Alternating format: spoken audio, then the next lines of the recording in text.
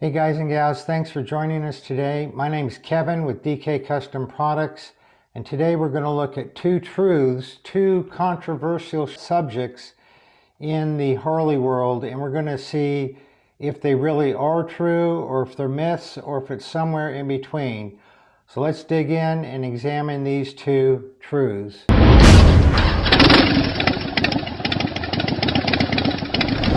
The next thing we're going to look at is that Harley engineers know what they're doing, that Harley engineers are competent. And this is a multifaceted subject, but just to bring up a list that took me 30 seconds to write out of why some people think that Harley engineers are not competent, and I'll read off that list.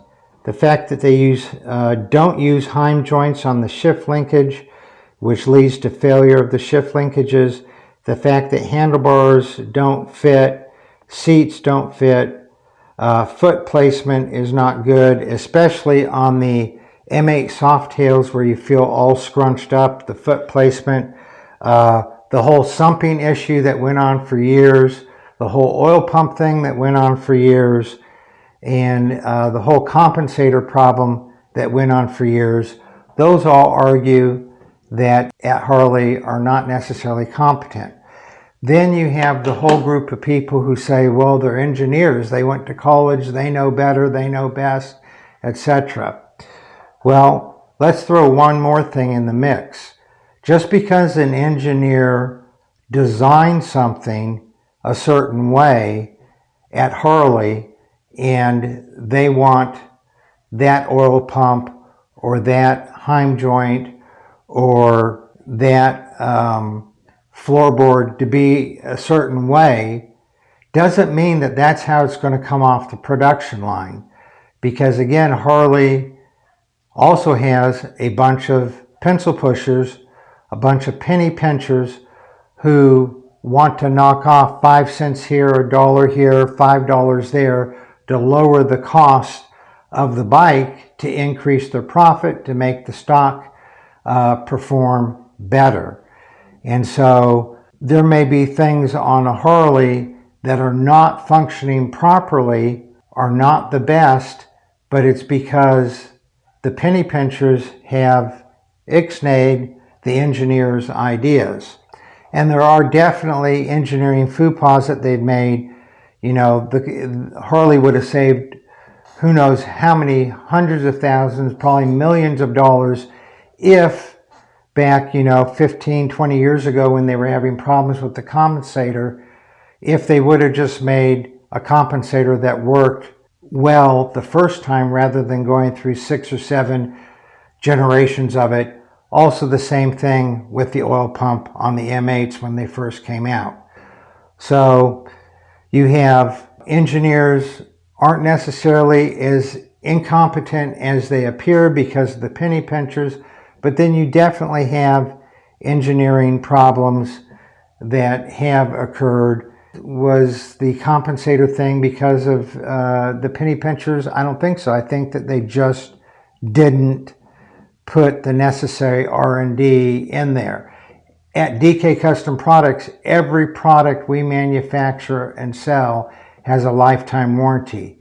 If Harley had a lifetime warranty, I guarantee that their parts, their bikes would have more work put into the engineering side of things. In addition, there's a whole other aspect in regards to engineering of Harley Davidsons, and that is that these bikes are made to be a blank canvas. There's no possible way for Harley to make one set of handlebars, let's say for a Road King. There's no way for them to make one set of handlebars that will fit everybody. So they make a compromise, one set of handlebars that either looks good and or will fit many of their customers. But we have a video right here that we'll put up in the corner, and we'll also put it in the description below, where we talk about that Harley purposely designs their bikes to be a blank canvas so that... So he's seeing both sides of the fence, both as corporate Harley Davidson and as the dealer principal, and what Harley does. And he said something to me that stuck with me when I was a young service advisor. That's the reason that Harley Davidson is as successful as they are is they produce a motorcycle that appeals to the masses. And even in its stock form, it's a kind of a blank palette. So that people can modify the handlebars to be, what's comfortable for them. They can get a seat that is comfortable for them. They can get their feet placed in a way that's comfortable for them. So there absolutely is a reason for some of the things that you go, well, they should have come from the factory that way. Well, if they came from the factory with those particular handlebars that fit you perfectly, they're not going to fit your neighbor, or they're not going to fit the next guy down the road. Those handlebars won't be comfortable for him. Just a final few words on engineers, and that is they have made some serious mistakes over the years. It is not the engineer's fault that they're feeding hot, oily, oxygen-depleted air back into the intake. There's no way around that. That's an EPA mandate. That's not the engineer's fault. Is it the engineer's fault that twin-cooled bikes run hotter than fully air-cooled bikes? Maybe it is. It's definitely a problem. Did they design it that way? Did the engineers design it that way? Or did they design it a different way so that the twin-cooled bikes would not run hotter than the air-cooled bikes? And then they got their ideas scratched by somebody in marketing, somebody in the accounting department. We'll probably never know. I do know this, and no offense to the engineers who are watching this, not every engineer falls in this category, but many engineers have had all the common sense educated out of them.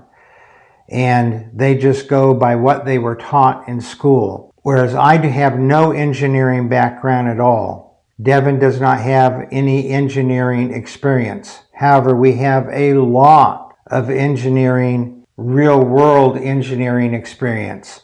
Because as I said, all of our parts that we make are guaranteed, warranted for life. We cannot put out a product that is warranted for life if that product is going to fail somewhere down the road.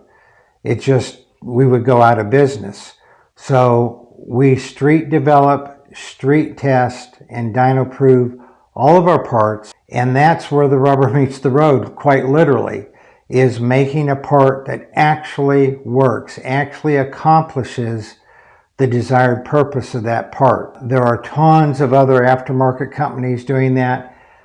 For instance, way before Harley figured out how to make an oil pump on the M8s that worked properly, Fueling and S&S and some other companies had already figured it out because they may or may not have an engineering background, but they definitely have common sense. They said, we got to make one that works, that actually works, that's not going to fail, that doesn't have an acceptable percentage of failures. It's a mixed bag on the engineers, Harley engineers being competent. The last popular belief in the motorcycle world that we're going to look at today is that motorcycles are dangerous to ride. And there's no doubt that motorcycles are dangerous to ride. You can get hurt very badly, you can get killed on a motorcycle, but they're not nearly as dangerous as people think. One of the common things that you hear is that you're 30 times more likely to get in an accident on a motorcycle than in a car.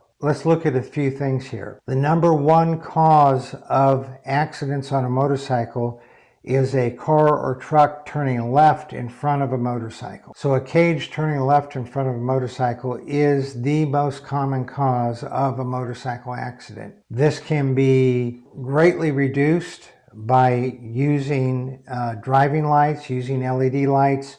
We have a whole video on CNBC that we'll put up in the corner here. We'll also put a link down below.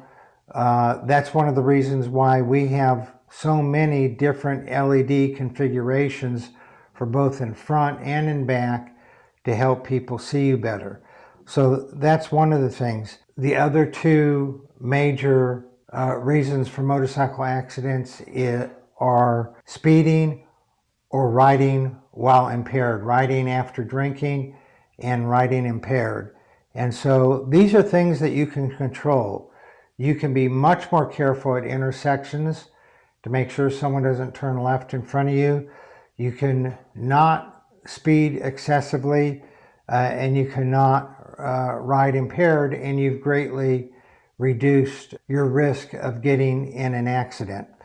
But here's what's really, really, really interesting. According to the insurance industry, and of course that's what they do, is they track accidents and look at what the chance of an accident is, and that's what they end up charging a premium on. But they say that out of the 8 million registered motorcycles in the United States, there's only 84,000 of them are going to get into accidents.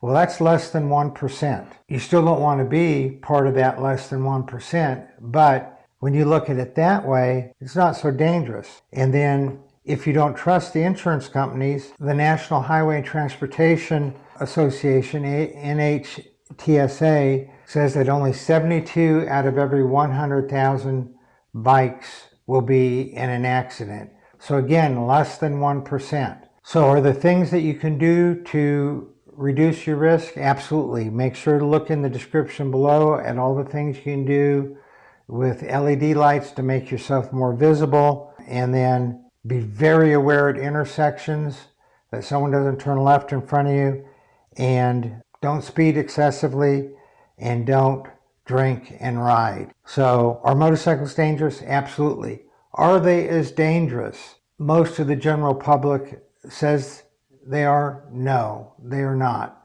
Less than the statistics show, including the people who drink and ride, including the people that speed excessively, including the people who are not taking care at intersections. Less than 1% of the motorcycles out there are going to be involved in an accident. Drop a comment down below. Let us know what you believe to be true or believe to be a myth, or if it really is somewhere in between. Please share the video with your friends. We'd like to hear their comments. They may find the information interesting. Please like the video, give it a thumbs up. If you haven't subscribed to our channel already, please subscribe to our channel. It's free, it helps us out a lot, doesn't cost you a penny. We appreciate you. Y'all ride safe out there.